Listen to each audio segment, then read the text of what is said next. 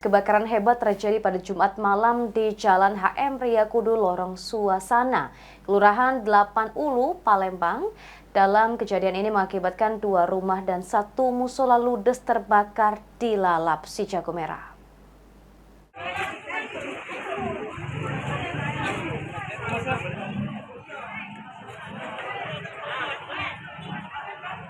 Seperti inilah kebakaran yang terjadi di 8 Ulu pada Jumat malam berdasarkan rekaman video amatir warga.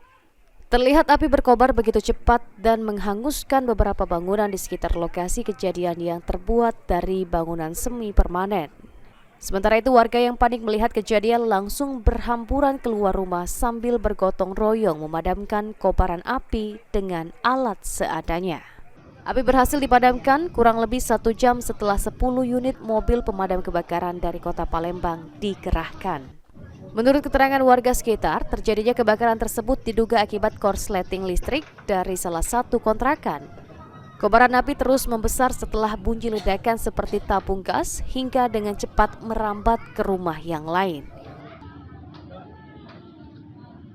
Uang ini mengking, apinya kami keluar, rasa kami keluar dek nyingok bawah rumah ini lah besar api, laju rami manggil budak-budak, tolong, laju nyiram banyu, asal nyiram banyu tuh dek, tidak naik lagi langsung api tuh, nah langsung besar api tuh, tiba-tiba besar, tiba-tiba besar api tuh, kelontong kami lah ketakutan lari kami dah. Api itu dari asal dari mana tuh? Asal dari tengah-tengah ini ada. Yang di bawah ya? Iya yang di bawah.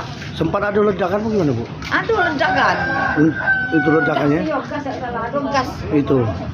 Jadi pas itu apa yang ini rumah itu habisnya gue? Habisnya.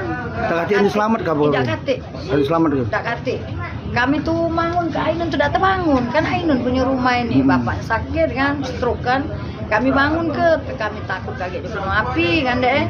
Kami tidak bangun. Api lah besar baru dia bangun. Tapi selamat semua. Alhamdulillah selamat.